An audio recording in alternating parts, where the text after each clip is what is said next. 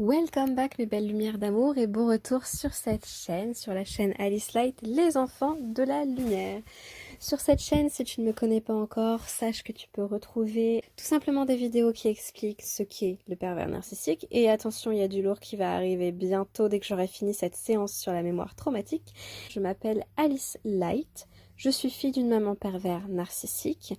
Aujourd'hui, j'utilise mon savoir et mes connaissances dans la psychologie, le comportement humain, les mécanismes du cerveau pour t'expliquer comment tout ça fonctionne chez toi et que probablement tu as des réactions qui sont tout à fait normales qui te sont arrivées, comme la mémoire traumatique et l'amnésie traumatique dont on va parler aujourd'hui. Dans cette vidéo, je vais aborder avec vous le cerveau émotionnel. Le cerveau émotionnel, c'est une partie de votre cerveau qui va gérer justement la mémoire émotionnelle.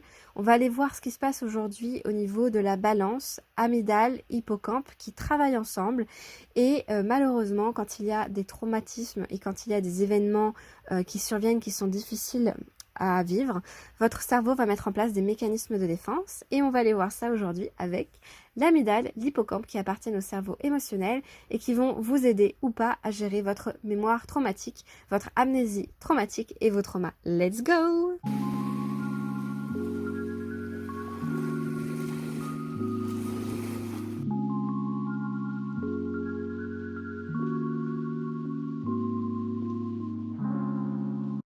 Alors pour commencer, je vais vous parler de l'amygdale. Alors ça c'est simple, ça se situe derrière la tempe, donc vous voyez votre tempe sous l'œil.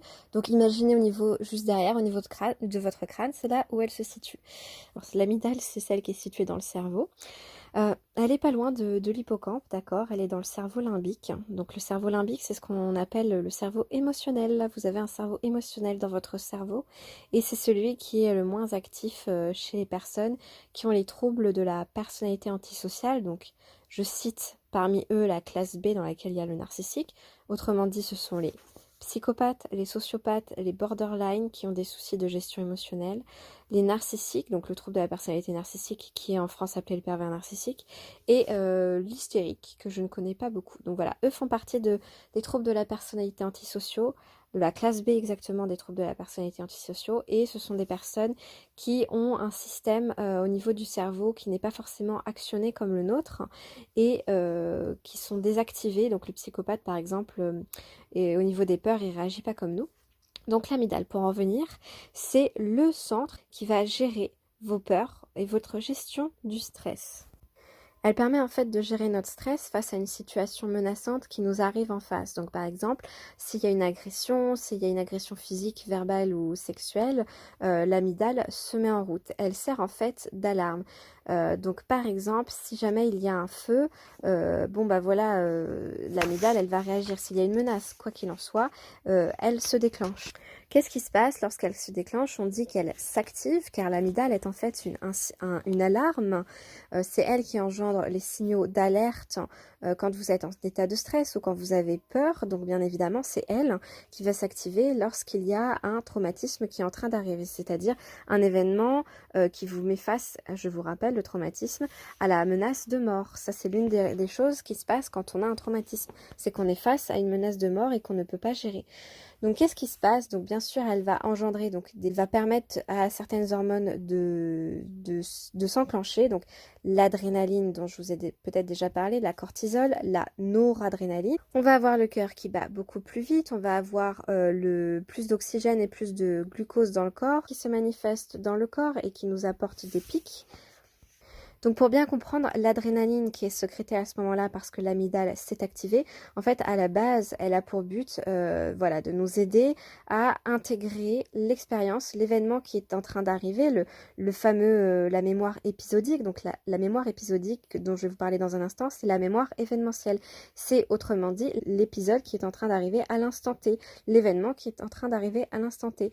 Et cet événement, cette mémoire, elle est censée être intégrée dans ce qu'on appelle l'hippocampe que je vais vous présenter dans un instant, afin tout simplement de dépasser cet événement, de retenir ce qui s'est arrivé, donc de se rappeler de cet événement, d'avoir une mémoire, aussi bien une mémoire visuelle, auditive, olfactive, qu'une mémoire émotionnelle. Autrement dit, quand l'adrénaline s'enclenche, elle est censée nous aider à intégrer le souvenir, à intégrer les émotions qu'on a pour que ça se transforme, attention, en souvenir, en mémoire autobiographique. La mémoire autobiographique, c'est par exemple la première fois que vous avez pris le vélo, vous avez peut-être eu un peu d'adrénaline parce que ça fait peur, vous avez peut-être été voilà, dans une pente et vous avez été en accélération. Et en fait, ça a été intégré par votre hippocampe. Voilà, tout simplement. Ça, c'est la mémoire autobiographique en opposition à la mémoire traumatique qui, elle, n'est donc pas prise en compte par le cerveau émotionnel. Elle ne peut pas s'intégrer, l'émotion n'est pas digérée, l'émotion n'est pas accueillie, l'événement n'est pas accueilli ni mémorisé, et qu'il est piégé. D'où le fait qu'on parle de mémoire traumatique. Alors, où est-ce que cette mémoire est piégée quand l'amygdale s'active et reste activée sur du long terme, en ce qu'on appelle tout simplement en suractivation. Donc, on est en permanence avec une amygdale qui est activée comme s'il y avait une alerte, comme s'il y avait un danger qui est en permanence activé. Rappelez-vous, je vous ai parlé de la mémoire, je vous ai parlé du trauma. Le trauma, il a un début et une fin. Sauf que quand on est traumatisé, au lieu que notre cerveau ait compris que l'événement il est fini, que l'émotion elle ait été digérée, que le souvenir il ait été digéré, ce qui va se passer c'est qu'en fait votre amygdale va croire que c'est toujours en train de se produire et elle va être en état d'alerte constante. Elle va être activée en permanence, elle ne va jamais s'arrêter, un peu comme l'alarme d'incendie qui reste activée. Voilà, l'incendie est fini mais l'alarme elle reste activée, c'est ça en fait ce qui se passe avec votre amygdale.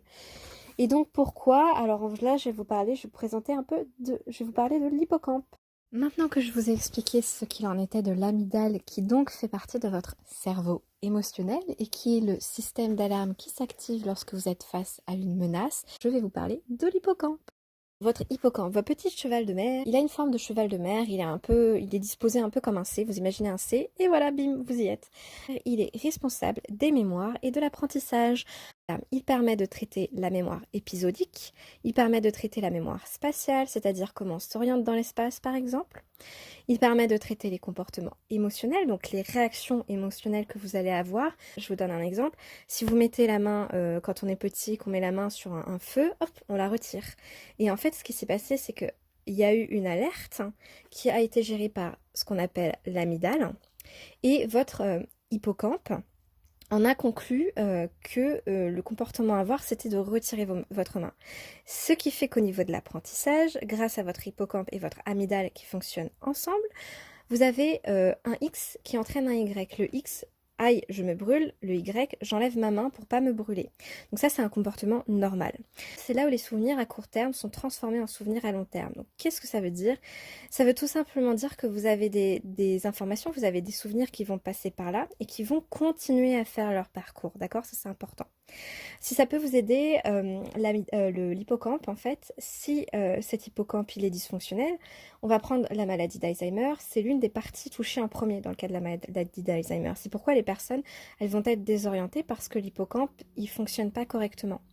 Alors sachez bien évidemment qu'on a une chance incroyable avec notre cerveau, c'est que si vous avez vécu des traumas dans l'enfance, que vous avez peut-être eu la dissociation traumatique, je reviendrai dessus dans un instant, ou une amnésie traumatique, toutes les fois où ça a été difficile pour vous d'être enfant d'un parent narcissique ou d'un parent maltraitant, et toutes les fois où vous avez probablement vécu des difficultés avec un conjoint maltraitant, votre système d'alarme s'est activé. Mais, pourquoi je vous parle de mémoire traumatique? Pourquoi c'est le titre de cette vidéo?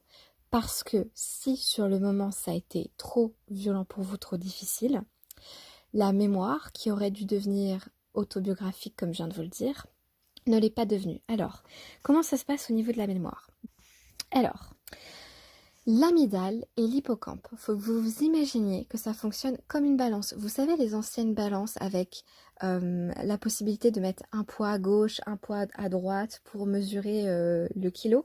Imaginez la balance. Vous savez, dans la mythologie égyptienne, il y a la fameuse balance avec pour mesurer ce que la personne, quand elle décède en Égypte, l'un des dieux est censé peser l'âme. Donc si l'âme est aussi légère qu'une plume, la personne peut aller entre guillemets au paradis. Et si elle est aussi lourde que l'enclume ou quelque chose comme ça, elle va en enfer. Bon, alors ce que je vous invite à faire, c'est imaginer cette balance avec deux seaux, un seau à gauche, un seau à droite, et voilà. Et quand tout va bien, votre amygdale et votre hippocampe sont en équilibre. C'est aussi simple que ça.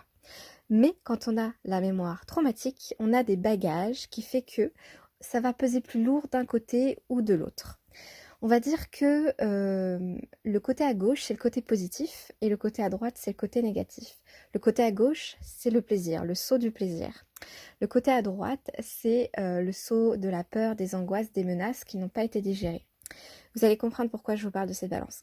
Gardez en tête cette balance. Donc, je vais d'abord vous reprendre avec l'hippocampe. Alors, concernant l'hippocampe. L'hippocampe est en lien très très très étroit avec l'amygdale. Je viens de vous l'expliquer avec la notion du X égale Y. Mais qu'est-ce qui se passe quand l'amygdale est toujours en état d'alerte et que l'hippocampe n'arrive pas à intégrer, à mémoriser, à faire l'apprentissage que cette alerte, cette menace doit être enregistrée, doit devenir par exemple un apprentissage, donc le X qui entraîne un Y, pour éviter que la prochaine fois que le X arrive, tout simplement le Y a été enregistré, il a été mémorisé pour qu'on ne produise plus le X. J'espère que vous suivez ce que je veux dire. Donc c'est ce qui se passe en fait. L'hippocampe, il est indispensable au bon fonctionnement de la mémoire, que ce soit à court terme ou à long terme. Pourquoi à court terme? À court terme, c'est la mémoire que j'ai dit épisodique, c'est-à-dire la mémoire de l'événement. Donc si l'événement qui vous arrive, qui actionne l'amygdale, n'est pas intégré, ne devient pas une mémoire qui passe dans le cortex cérébral, le préfrontal, dans ce qu'on appelle le préfrontal. Donc le préfrontal, c'est derrière votre front, où sera analysé les informations qui sont stockées et qui passent par l'hippocampe. En fait, c'est vraiment tout un système. Votre cerveau émotionnel est un système incroyable. L'hippocampe, c'est un peu la clé USB et préfrontal, c'est un peu le programme, le cortex cérébral même d'ailleurs, de manière générale, c'est un peu l'ordinateur. C'est-à-dire que l'ordinateur, c'est un peu votre corps en fait. C'est vos muscles, c'est vos réactions musculaires, c'est vos réactions du corps. Le cerveau préfrontal, il permet d'analyser précisément l'événement qui est arrivé pour fournir une réponse adaptée. Donc la réponse adaptée, c'est comment vous allez réagir au niveau de votre corps. Est-ce que si vous faites agresser dans la rue ou dans un métro, vous allez courir, vous allez balancer votre sac à la gueule de la personne pour faire diversion? Est-ce que vous allez hurler pour que les gens accourent? Est-ce que vous allez être dans la sidération? Voilà, le cortex cérébral, le préfrontal, c'est un peu ce qui met en route votre comportement pour vous sauver la vie en quelque sorte. L'hippocampe, c'est la clé USB qui contient la mémoire pour informer votre cortex cérébral des réactions à mettre en place. Et l'amygdale, c'est l'alarme qui se déclenche pour pouvoir agir face à la peur, qui est quand même une émotion ancestrale, je vous le rappelle. Donc on doit en avoir des choses très fortes en nous, inconsciemment. Mais qu'est-ce qui se passe au niveau du corps quand on est en mémoire traumatique? Donc la mémoire traumatique, elle survient parce que quand vous avez un événement qui arrive, qui est donc pris par l'amygdale comme une menace, l'amygdale va dégager un taux tellement excessif d'adrénaline, de cortisol, de neuroadrénaline, beaucoup de glucose et d'oxygène qui sont produits, que ce n'est plus gérable pour votre corps. C'est-à-dire que c'est comme si vous étiez en surdose. C'est comme si vous étiez en train de faire une overdose. Donc pour éviter que votre cœur lâche, parce que l'adrénaline, la cortisol, et ah oui, votre cœur se met à battre très vite quand l'amygdale elle est mise en action. Comme l'amygdale ne s'éteint pas, parce qu'elle ne peut pas s'éteindre par elle-même, il faut que la mémoire, que l'événement, la mémoire épisodique, donc que l'événement passe par l'hippocampe, que depuis l'hippocampe devienne une mémoire autobiographique et arrive jusqu'au cortex cérébral pour que vous puissiez avoir une réaction. Sauf qu'il se passe deux choses. Souvent, il y a l'état de sidération qui fait qu'on ne réagit plus, donc on n'est pas capable de gérer ce qui se passe parce que c'est trop violent pour nous, et cette histoire d'amygdale qui justement est en alerte permanente et qui ne s'arrête pas. Quand on est soumis à un événement qui nous met face à la mort, en fait, il va y avoir comme un court-circuit. Voilà, il faut vraiment voir ça comme un court-circuit. L'ampoule, elle saute, la balance entre votre hippocampe et votre amygdale qui jusqu'à présent fonctionnait ensemble en binôme va se déséquilibrer parce que votre amygdale ne se désactive plus. Elle est en permanence en état d'alerte. Il y a quelque part dans le cerveau, la décision est prise que l'amygdale, elle soit isolée. Elle est débranchée du cerveau, du reste du cerveau émotionnel, et ça crée donc un court-circuit. Et ce qui fait que la mémoire de l'événement, du trauma que vous êtes en train de vivre à ce moment-là de votre vie, quand votre amygdale ne s'éteint pas et quand votre amygdale elle est en excès dans la production d'hormones qui sont censées vous faire déclencher une réaction de par votre cortex cérébral. C'est ça l'intérêt. Les signaux corporels sont là pour vous faire réagir. C'est normal, donc d'habitude. Mais quand ça ne se produit pas normalement, votre amygdale, elle est isolée. Donc, qu'est-ce qui va se passer?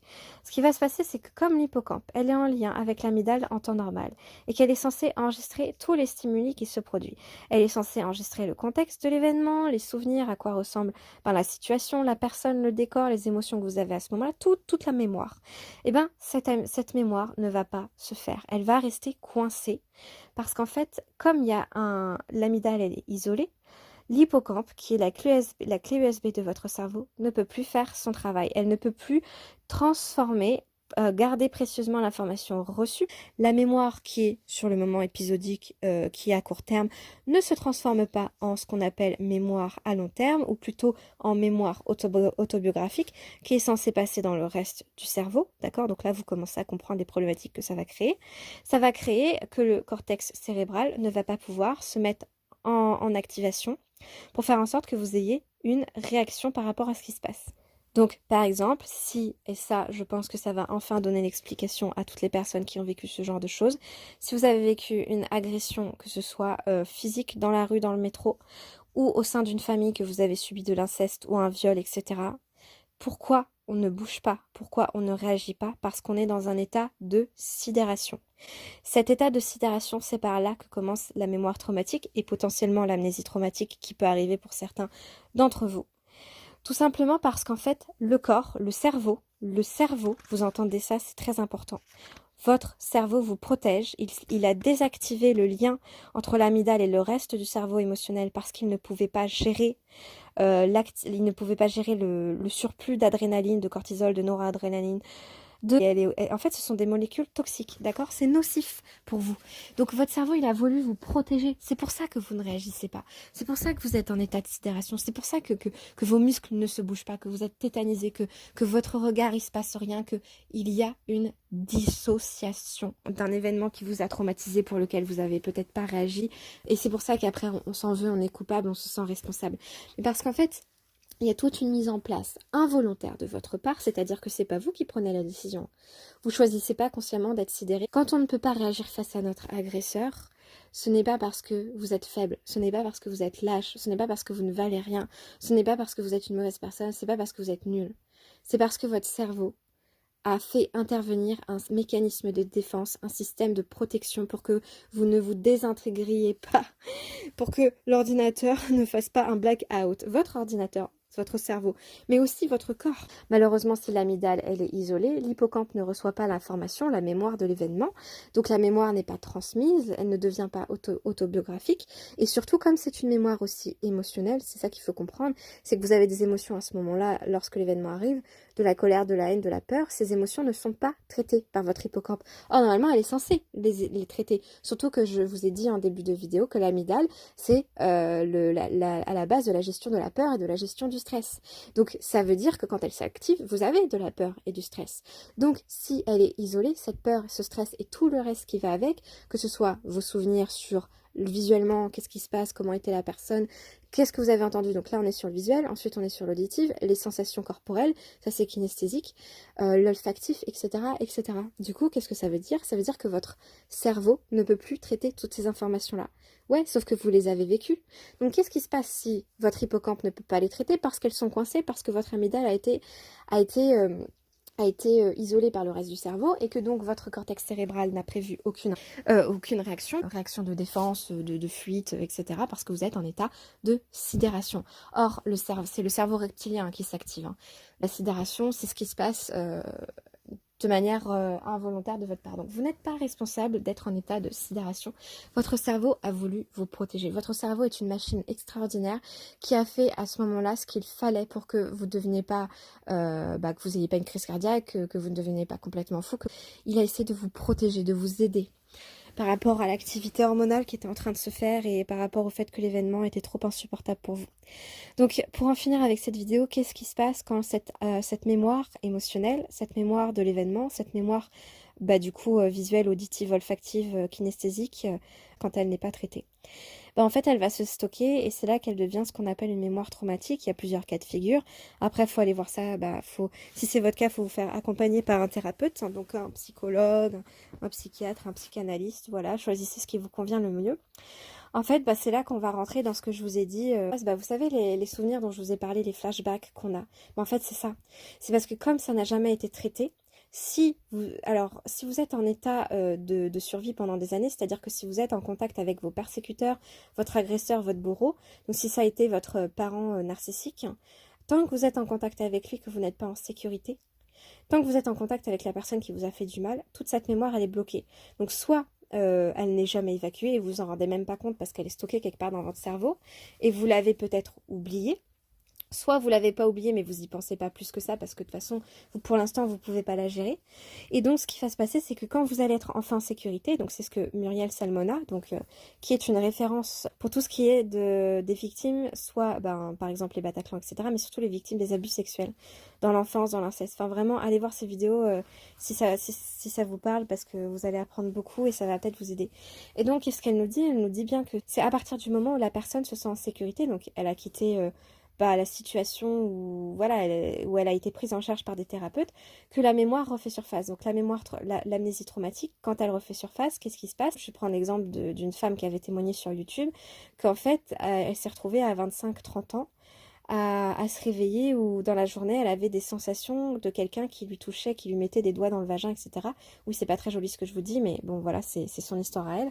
Et en fait, alors que personne n'était en train de la toucher, parce que c'est ce qu'elle avait vécu quand elle avait 8 ans. Elle avait été en colonie de vacances et en fait, toutes les filles avaient été abusées par les gens. Oui, c'est horrible. Bref.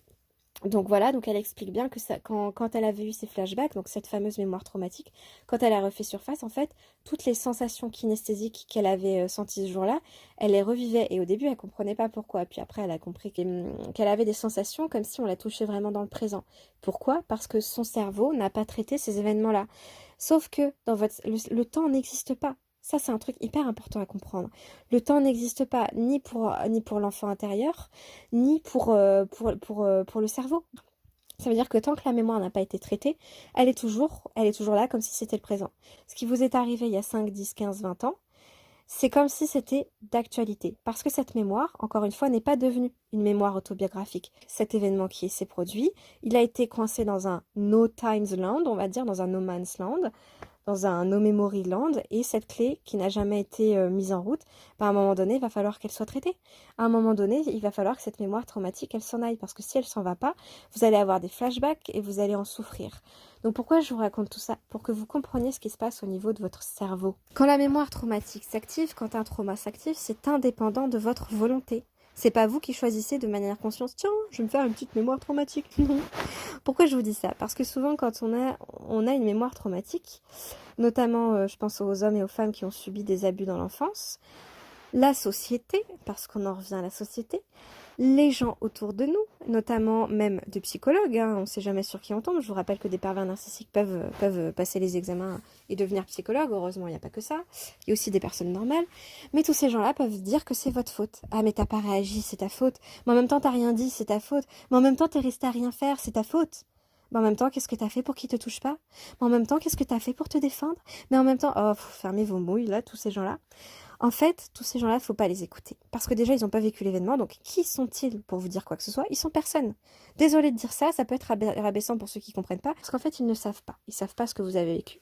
Ils ne savent pas comment vous avez réagi. Et dans mes vidéos précédentes, rappelez-vous, je vous ai dit que c'est votre rapport émotionnel qui définit votre rapport à l'événement. C'est l'émotion. Ce qui veut dire qu'une personne qui a une sensibilité différente d'une autre, elle va vivre le même événement, peut-être pour elle sera traumatique, pour l'autre ne le sera pas. Donc encore une fois, personne n'a rien à dire à ce propos-là.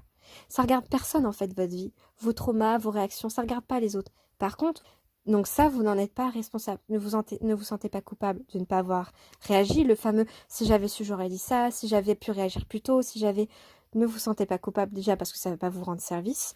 Premièrement. Deuxièmement, tout ce qui se passe dans votre cerveau, il ne vous demande pas votre avis en fait. Il le fait. Il le fait pour vous protéger vous, pour que vous puissiez être sain par la suite, c'est-à-dire que vous puissiez continuer à vivre. Mais pour la finalité de ce que je voulais vous dire, c'était que vous n'êtes pas responsable de toutes ces réactions-là indépendantes de vous qui sont hors de votre contrôle, de votre cerveau. Par contre, écoutez bien ça, c'est important. Vous êtes responsable aujourd'hui, si vous en avez conscience, et si vous souhaitez aller mieux, de la manière dont vous allez traiter toutes ces informations-là. Si vous savez que vous n'allez pas bien et que vous ne faites rien, alors il ne se passera rien. Vous allez rester dans votre caca toute votre vie.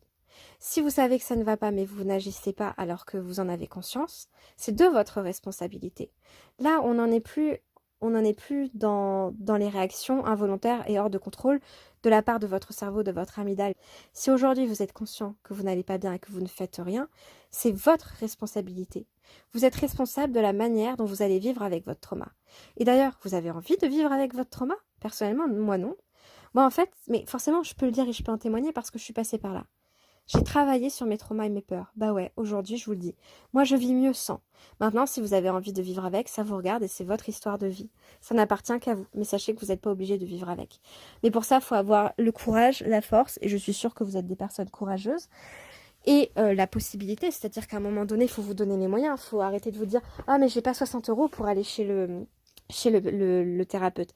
Par contre, tu as 60 € pour mettre dans les jeux à gratter, tu as 60 € pour mettre dans un spectacle, un concert, tu as 60 € pour mettre dans une paire de Nike.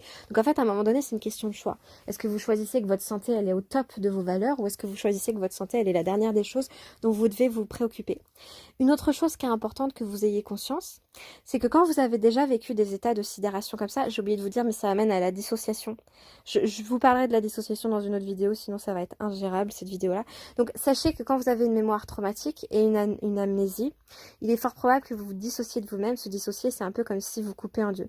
Je vais vous donner une phrase simple. Est-ce que parfois vous avez l'impression, quand vous repensez un événement ou quand vous avez vécu un événement, d'être à l'extérieur de la scène, d'être à l'extérieur de votre corps, de ne pas savoir ce que vous ressentez à ce moment-là? Vous êtes dissocié de l'événement. Donc j'en reparlerai plus tard, des causes, des conséquences. Si vous ne mettez pas votre santé dans le top de vos valeurs, dans le top des choses à prendre soin dans votre vie, vous allez continuer de répéter un schéma qui est le schéma suivant. Vous allez être une proie facile. Et oui, parce que les prédateurs existent. D'ailleurs, le pervers narcissique est un putain de prédateur, vous le savez tout autant que moi. Et la problématique qui va se répéter, c'est que comme vous avez des difficultés sans doute peut-être à dire non, à prendre votre place, à connaître vos besoins, à vous exprimer, à mettre des limites, à mettre des stops parce que vous avez vécu des événements traumatiques, vous êtes une proie repérable par tous ces gens-là. Oui, ces gens-là vont vous repérer de manière consciente ou de manière inconsciente, et c'est là que votre histoire de vie que vous avez déjà vécue peut se reproduire. Honnêtement, je peux vous dire que depuis que je suis débarrassée de certaines choses, et je vous en reparlerai, mais je me sens beaucoup mieux. Et je peux que vous souhaiter cette sensation-là. Mais en fait, il faut déjà que vous appreniez à vous connaître, je pense, c'est important. Que vous puissiez agir avec vous-même, avec les bonnes thérapies au bon moment. Toutes les thérapies ne sont pas bonnes pour tout le monde. J'ai fait des thérapies. Donc c'est ça qui est important que vous compreniez, c'est que je me suis pas guérie toute seule en fait. N'oubliez pas, vous êtes responsable de votre santé, vous êtes votre propre sauveur. Le sauveur de la situation, c'est vous, et vous pouvez en être fier. Et sur ce, mes belles lumières, je vous souhaite vraiment le meilleur. Prenez soin de vous, et je vous envoie plein de bisous d'amour et de lumière. Je vous dis à bientôt dans une prochaine vidéo.